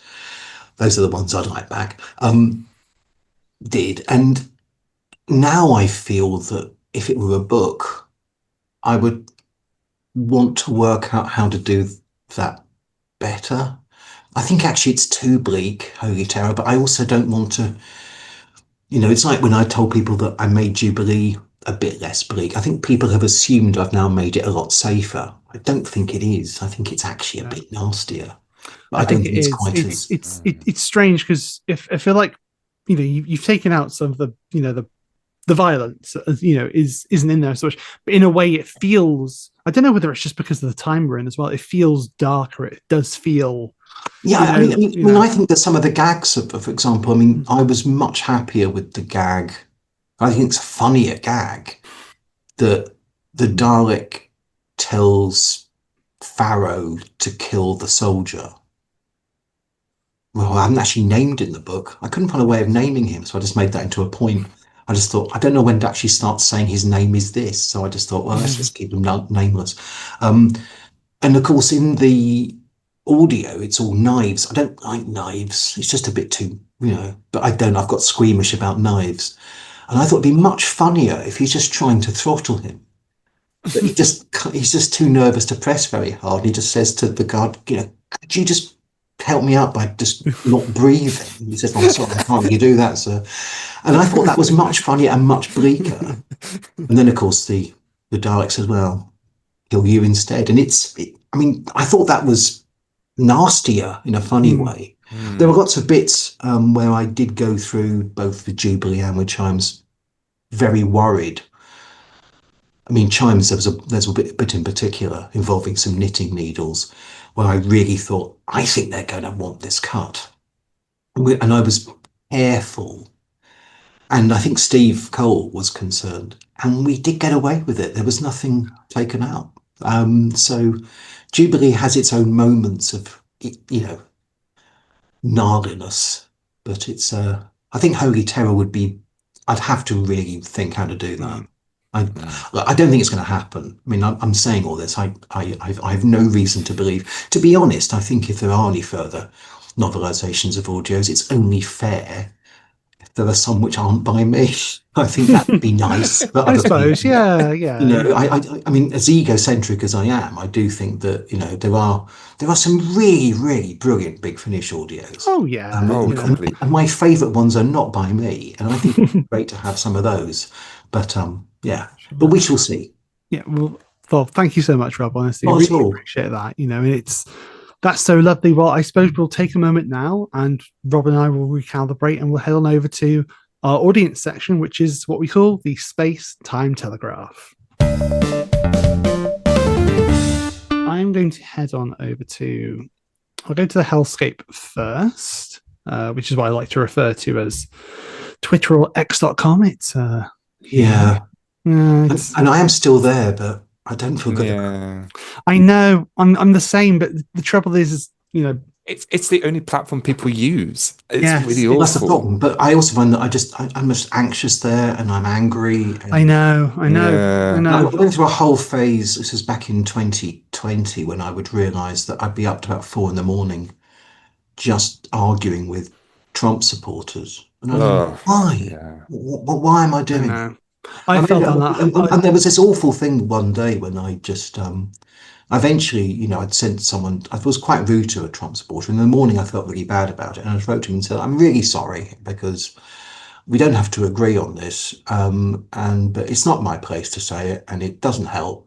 And he wrote back to me, said, "It's really great that you say that." And then he friended me, and I thought, I better friend him, but followed him back, which meant for the next few weeks I just got nothing but. And he was saying publicly, saying, "Hey, this guy we don't agree, but he's great. He's from England, and he and he said he was sorry." And then I just thought, well, that's the right thing, but actually, I still hate you. Yes, yeah. I had a very I still loathe. So it was this awful thing. I thought, how do I end up blocking him without him taking it? Yeah, I had almost the exact same thing happen recently, which is not very nice. But it isn't very good.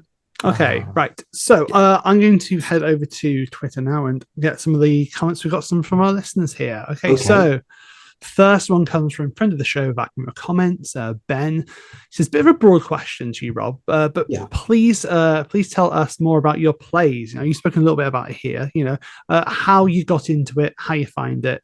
And then he also says at the end there, and if it's not too much trouble, please tell Jack to watch I, Claudius. Thank you. Oh yeah, no, I have seen this one, and indeed you do have to watch I, Claudius.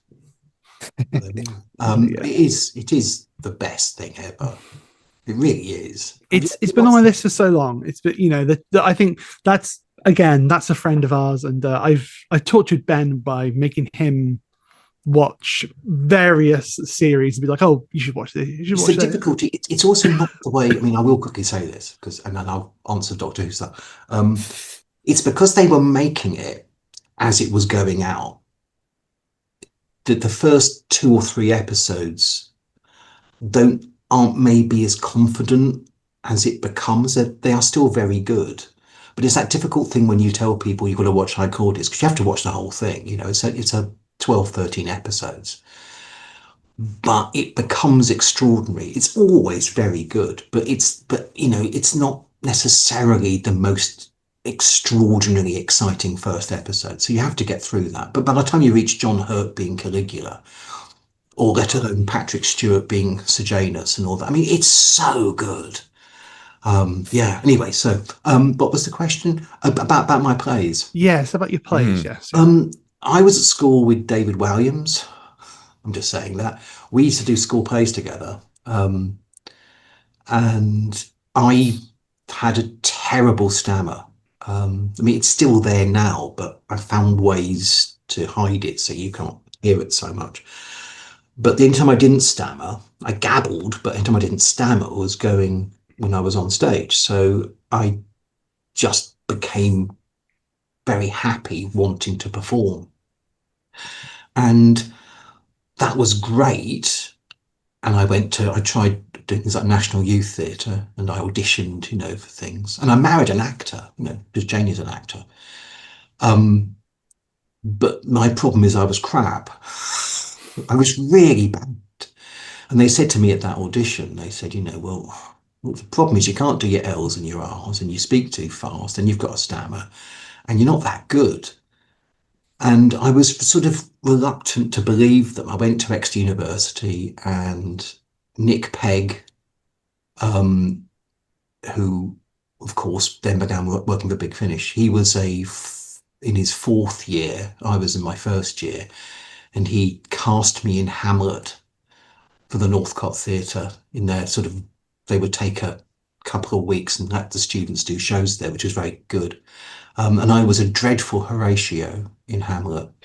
And it began to dawn on me increasingly that I was just, if I wanted to be involved in theatre, I should actually, I thought I'd write things I could be in. And then very, very quickly fell so much in love with the writing of plays and was so excited by the idea of that I didn't want to write anything that would be ruined by having someone as bad as me in them. So I very, very quickly realized, I began directing, and I still occasionally direct because I love directing, but I just realized I was a writer. Mm-hmm. And by the time I left university, I had plays on. I was sending scripts out, and I was very lucky, and I won a few awards, and I was 21, and I began to meet Aitborn, and I was commissioned by him within a year of leaving university. I was at the Northcote, within months of leaving university.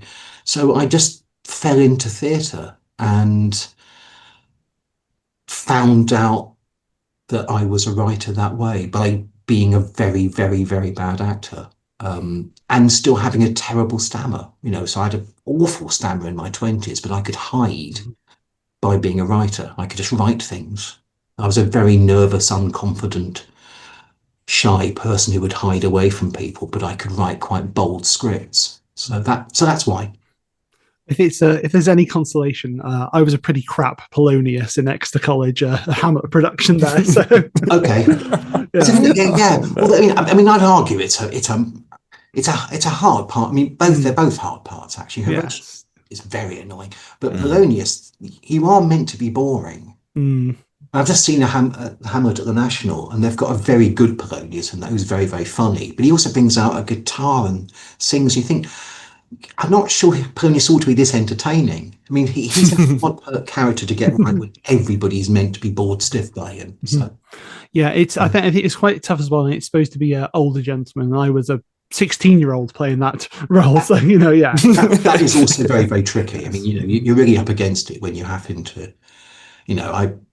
I was asked at university by John Leeson's son. Actually, he was wanting to direct King Lear, and he said, do you want to play Lear? And I said, I can't even say the word Lear because I can't do my L's. And I said, I'm 20. I'm going to be absolutely dreadful. I said, don't do King Lear.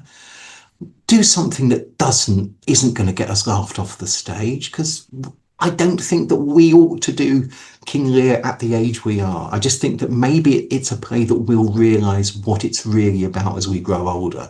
I mean, I've always loved King Lear, but that is the case. You can sort of love it when you're 20, but you understand it more when you're later. Because it's about that. Anyway, I imagine you were very good Polonius, actually. You've got sort of Polonius face, Jack. I'm not sure what that means, Rob. I'm sure you mean it in a nice way. I'll take it in a nice way. Yeah, thank you. Take it as a compliment. Thank you, Rob. I appreciate that. Watch audience. That's what I'm saying. Anyway, yeah. Sure. Hey, there we go. Next up, we have a next question from friend of the podcast, the wonderful Joshua Carpenter at Joshua CC 252, and they write in saying, "Love seeing two legends together. Always a joy to speak to Robert at BFI and Riverside screenings. A big fan, not just as a Whovian, but as someone who tries to write as well." Oh, that's great. Oh, well, thank you, Joshua. I will. Next time you're at the BFI and you see me there, we'll have a drink. That'd be really good. He does also have a question, I believe, underneath the comment that you had there, Robin. Okay. Yes. If you'd like to share that one as well. He does, yes. Have a couple of questions. First, what are the sort of things that have inspired some of your stories or that determine your creative process? And second, if there was a stories you'd want to tell with a doctor you've never written for, what would that story be? They're quite wide. Very good questions there. I'm inspired by a lot of theatre, really, and movies. I mean, I like a lot of comedy, so that 80s and 90s Woody Allen films, when I was really passionately into films like The Purple Rose of Cairo and Hannah and Her Sisters, influenced a lot of the way that I wanted to write. And Tom Stoppard stage plays and Eightbourne stage plays. I mean, those are the sort of things that, I think when I began doing theatre, it was quite funny because, you'd be told that you were quite original. I remember writing a stage play for Eightbourne that was in some ways cribbed from The Awakening. And of course, critics said, it was about battle reenactment and about seeing medieval people on stage and modern. And I thought, I've just got this from Eric Pringle, really. But no one else realised that, because the theatre worlds and Doctor Who worlds don't cross over. And you can do the same thing back. So, when I was writing Holy Terror, I was effectively using a lot of my theatre techniques, but it felt original because it's not the same thing. So, I don't know. I mean, I try to be open to everything. I read an awful lot. I really like foreign literature because I'm pretentious, but I do. I just try, and I go to a lot of art galleries now. I don't understand a lot of it, but I try to be inspired by everything I see. So I try and keep things fresh that way. Now, the second question was about the Doctor Who. I don't think I would particularly. I don't care about writing for another Doctor. I suspect if I came back, I'd want it to be either Colin or Paul again. I mean, say in the forward to Jubilee, you talk about how Colin is your favourite to write for, I believe. Yeah, I mean, Colin is my default because I get on very well with Colin. We've always, I feel very relaxed with Colin. In a way, I don't with Peter. because I've never written for Peter. Peter was my doctor. But whenever I meet Peter Davison, I just remember that he was my doctor and I feel shy of him. Whereas Colin, I was a bit older. I was 15 when he did his first season. And also, I don't know, he always seems very happy to see me. Whereas Peter doesn't know me, so there's no reason why he would. So I don't I don't think I write the Doctor very differently anyway. I think that I always wrote the Doctor the same sort of way. I never really knew when I was writing Chimes. I hadn't heard any of the McGann audios because they hadn't been released at that point. So I was writing Paul McGann blind, and when I was writing Dalek, of course, I wrote that blind. I just wrote the Doctor. And when I was, frankly, even when I was briefly working on Series 5, I was kind of writing Matt Smith blind because he hadn't been on screen yet. And that was very brief. So Colin's the only one when I ever wrote for, thinking I understand who that Doctor is. So I probably always stick with Colin, or now Paul for preference. But I don't know. I don't have. I always wanted to do a story that was a bit like Claudius. I really wanted to write a huge story where the Doctor lives through the machinations in a black comic way through maybe 100 years of real history and was stuck. And I wanted to do one about the Borgias and do the whole of the Borgias with him being there, trapped and just being a major figure within Renaissance Italy. I mean, I thought maybe he could even be one of the Borgias, and would forget he was a doctor and actually would be involved in killing lots of people. And then they brought the series back, and I think that was probably quite wise. And you wouldn't have fitted, but that sometimes I think, maybe one day doing something really big historically would be quite fun. Yeah. That's really, I like that. Stuff. I always like the idea of doing something a bit different with Doctor Who, because I mean, I'm currently working on a fan series at the moment right now, and where I play the Doctor. I say that I'm doing like a Matt Smith, so I come in and I'm getting the scripts being given to me by people much more talented than myself, and I'm loving that what people are doing is they're trying to do something different with Doctor. We're not just having the next Dalek story. We're not just having the next Cyberman story. The thing is, it has now become, I mean, in a way that it never was when I was a kid. I mean, when I was, or a young fan, it wasn't until the show ended that you could really start to be experimental. And now, of course, there's so much Doctor Who now being made. I mean, I think during the pandemic, I was really bored once, and I was also not very well. And I decided what would make me happy would be I wanted to do an actual list of every Doctor Who story. Everything, all of the ranges, every comic. I thought I'd do an alphabetical list. And it took me a few weeks, and I realized it's actually thousands upon thousands of stories now. And you realize just that to keep that going, how experimental and clever and fresh people are having to be. There aren't that many stories which just feel like this is bog standard thing that you'd expect from TV Doctor Who in the 60s or 70s or 80s. Now it's people always saying, well, how about we do a Doctor Who story where, I don't know, everybody meets, I don't know, the letters of the alphabet, and they're being dragged into a dictionary, and then you realize that the Doctor is actually a novel running backwards. I mean, I'm just making stuff up. Oh, I'm sorry. Someone's leaked a script to you. I'm getting I was going to say. but it's so easy now. I mean, what I found odd, when I was doing Big Finish, was that people would say to me that what I was doing was quite experimental or oddball, and they're not actually at all. I mean, compared to what anybody is doing now, they're very, very sedate and ordinary. But, the idea of, I mean, that's the thing, you can do crazy, interesting things now, because actually, if you're not, why not? I think that's what I loved about seeing the show on on TV become so much bigger and bolder and crazier was that it almost felt like you only have the right to be doing Doctor Who now if you can do something like Lux, because that's an astonishing piece of television and you ought to be pushing the boundaries of what you can do, or else, because there's no point just doing what you've done in 1975 again.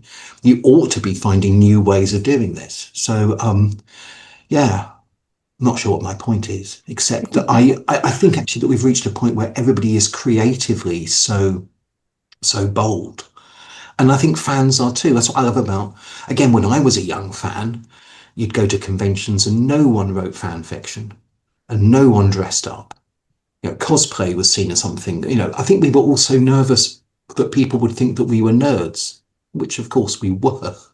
So, but, the idea of being creative was seeming almost like you were making yourself, I think, vulnerable. Whereas what I love about fans now is just how, in terms of the work of how they're writing, about how they're costuming, they are so imaginative. And they don't just do what was on the telly, they do an extrapolation of that. They are so much more insightful. And fan fiction is as well, because fan fiction is allowed to be. A fan fiction is allowed to explore all the things, all the cracks, and all the really interesting, sinewy stuff that we don't get round to doing on TV or in licensed stuff. So that's what I love all that stuff. I really do. Yeah, I It's think the it's truth, really though. funny you say that, about, particularly about cosplay, when Robin is obviously cosplaying as one of the Time Lords from the end of the War Games. Oh, Yeah, you are, aren't no. Jack makes that joke every time I wear this. I can't help it. I see it, and I'm just saying, like, oh, you're being banished to Earth and being forced to regenerate. Yeah, that's right. You better change me to John Pertwee, which is please don't do that. Right, I'm going to head on into the An Awful Lot of Running Discord server now for a couple more audience send-ins now. Just got a couple of lovely questions in there. My first one here is going to come from George C. Music, who is another friend of the show, actually done our wonderful new intro. So thank you so much for that, George. His question to you, Rob, is are there any writers who've influenced your own work and who you otherwise think people should check out? Oh, that's a similar question, isn't it? Yeah. I mean, oh dear. I mean, I'm so much in love with certain writers, but I don't know whether that would matter. I mean, I love the novels of Julian Barnes, who I find really fun. And I love the short stories of Saki, who was real name Hector Hugh Munro, who died in the First World War, but writes these incredibly funny but quite strangely dark short stories. But they're very, very funny. I mean, it's almost too big a question, to be honest. Daphne du Maurier, she's really good, and she's very, very wild and different from novel to novel, which is what I quite like. I quite like people who just seem to sort of dart around and reinvent their style every time that they write something.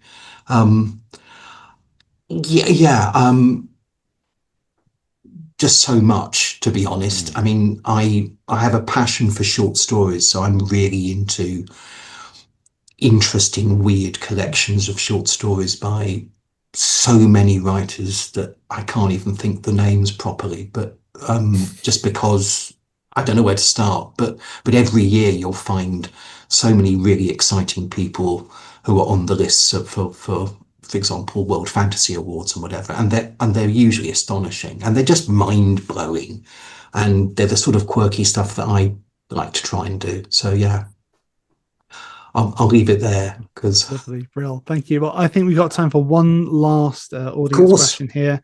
This one comes from Jed T. Rhodes, who is another friend of the show. We're getting all our friends answered here. But there's many questions where I feel that we sort of answered just, by talking anyway. So if you haven't had your question answered specifically asked tonight, sorry for that, but thank you so much for these submissions. Jed's question is very simply, is Doctor Who more interesting to think about writing for when it's in a state of rest, as in the Wilderness Years?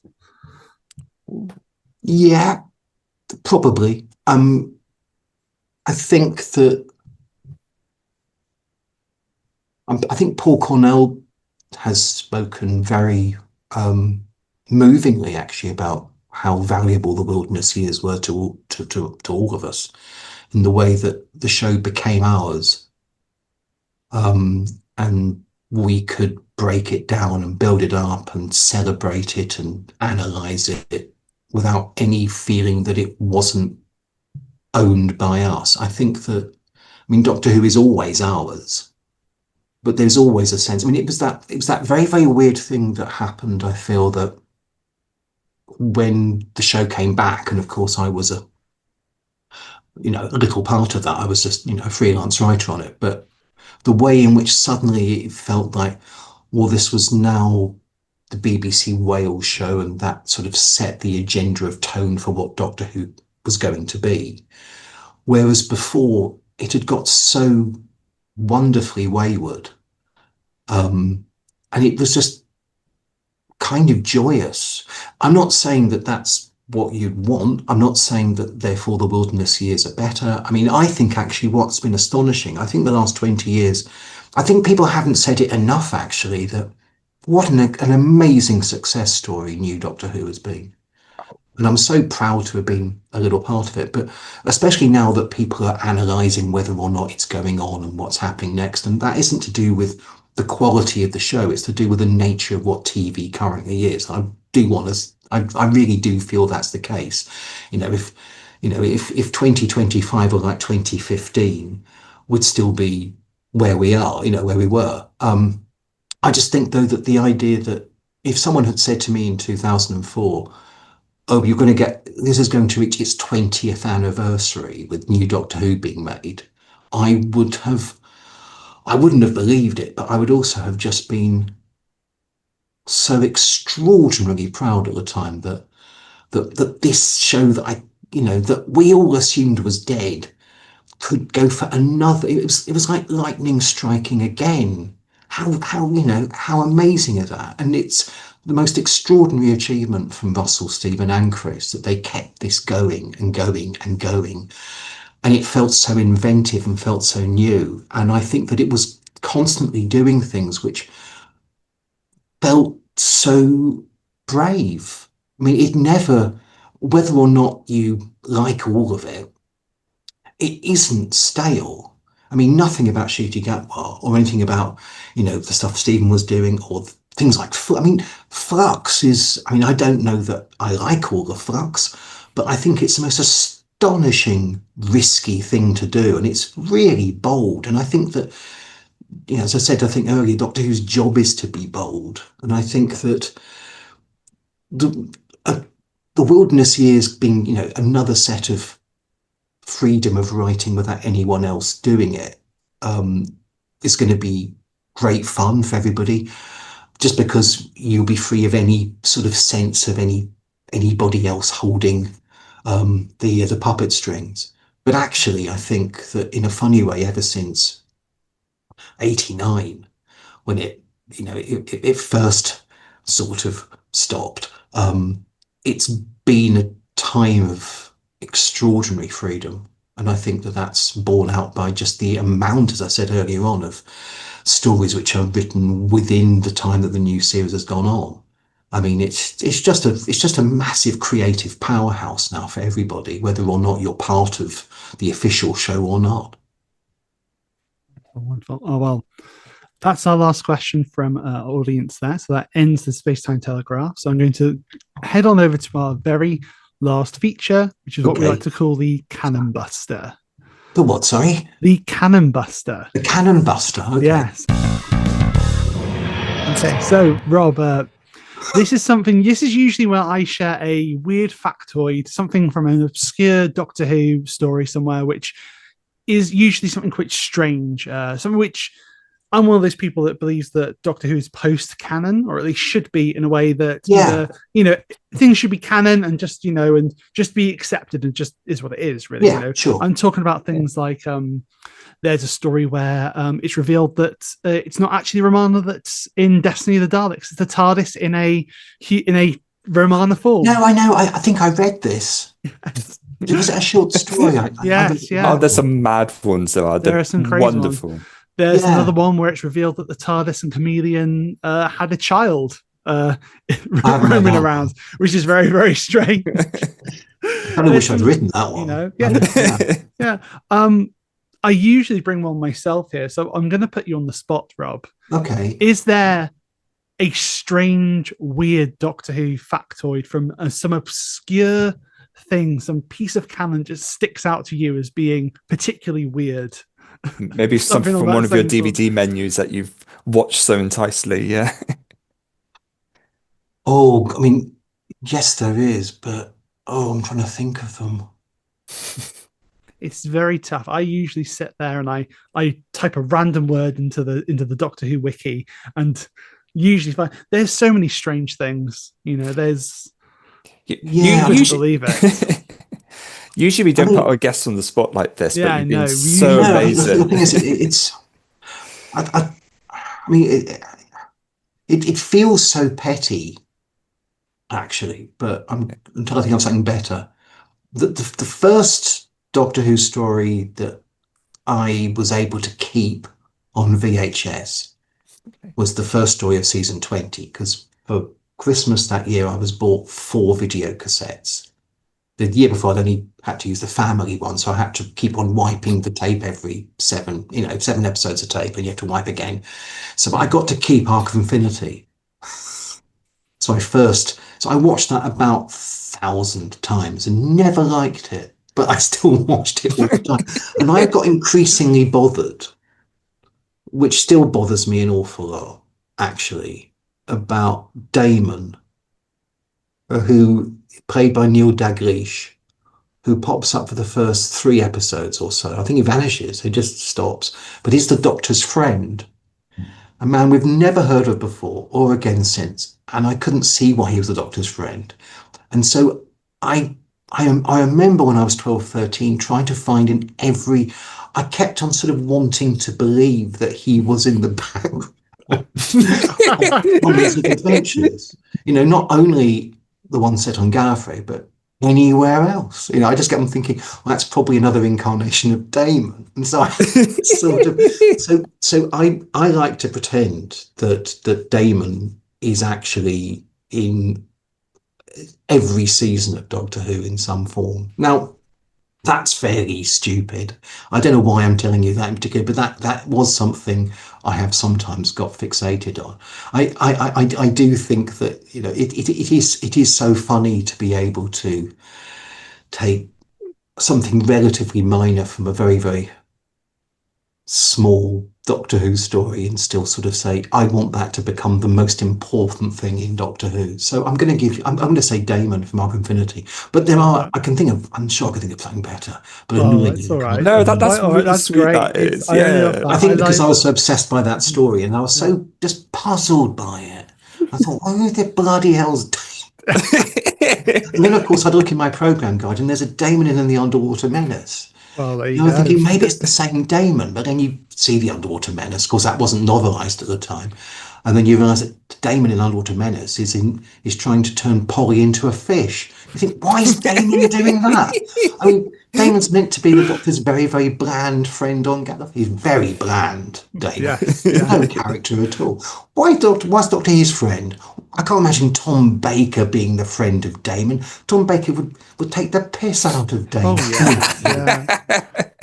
Tom Baker's too busy, sort of, I watched Terror of the Zygons very recently in the BFO, which you were as well. And he spends the first part of that sort of brooding in the corner, just it's a weird performance because I hadn't seen Terror of the Zygons in a long time, and I must admit I slept through bits of it because I got up. I hadn't slept that well the night before, and I had to be up early in the morning to watch the Ian Martha thing because I'm in that. So that's why I went, and then I stayed for Zygons.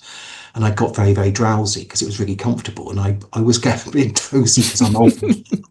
But I kept on waking up and just realising that Tom Baker's performance is really weird. I mean, it's nothing, he's dark, but also he's not quite the dark we knew from later. It's a very odd I just thought he looked like that one sort of overstimulated friend who's being forced to socialise. Oh, yeah. Well, that does actually make a lot of sense. Well, thank you so much, Rob. It's been an absolute pleasure having you. Thank you so tonight, much. I mean, this is my best hobby, is chatting about Doctor Who, preferably not mine, because I'm a Doctor Who fan, and that's my hobby. That's rather like the two of you meeting on the Northcott stage. I feel that most of my close friends now are people that I've just accidentally met, worked out are Doctor Who fans, and have just kept in touch with now for 30 plus years. So it's thank you for letting me be a part of this. It's fun. It's an absolute pleasure. And if you ever want to come back on and talk about Doctor Who that isn't yours more extensively, sure. absolutely. We'd love to have back. Yeah, I'd love that. Yeah. We'll see whether your listeners would be appalled at the idea, but maybe later on they said, no, don't have him back. But if they do, then I'll come back. Yeah, that'd be good. It's been an absolute pleasure and an honor to have you on. Thank you again. And just, wow, what an episode this has been. This has been incredible. Just listening to you. I'm just like, I just want to take up a seat and just listen to this podcast. Oh, wait, no, I'm part of it. I've got to maybe you need to get your own podcast, Rob, and it'd be, people would sit there and enjoy that, I'm sure. No. But anyway, thank you very much. No, that's right. As we've spoken about an awful lot as well, Rob's novelizations of Jubilee and the Chimes of Midnight are available now, so please go and check those out. Even if you've listened to them before, they are so worth re-experiencing in this new format. So please go and get them. Yeah. Thank you again, Rob, as well. It's if there's anything else you'd like to plug, now is your time to. No. I think I'd probably. No, I think that's probably all I could expect. So thank you so much. That's really kind. Well, thank you so much, and thank you, Robin. Thank you, Star, who's been working in the background for us as well. And I've been Jack. I've been Robin. And this has been an awful lot of running. Thank you all for listening. Ta-ra for now. Hello, you awful people. Thank you for listening to An Awful Lot of Running, a Doctor Who podcast. If you've enjoyed what you've heard, then please consider liking, subscribing, sharing on social media, or even leaving us a review on YouTube or your chosen podcast platform. It really does help us out an awful lot. And we greatly appreciate it. Seriously? We greatly appreciate it. An awful lot. Okay, who writes this? Honestly, who writes this? Okay? Look, it's bad enough doing the Tom and not be paid, but come on, guys. What do you want me to do here? You give me no script, and you expect me to go what? Oh, right, okay, that should be enough. Alright, bye.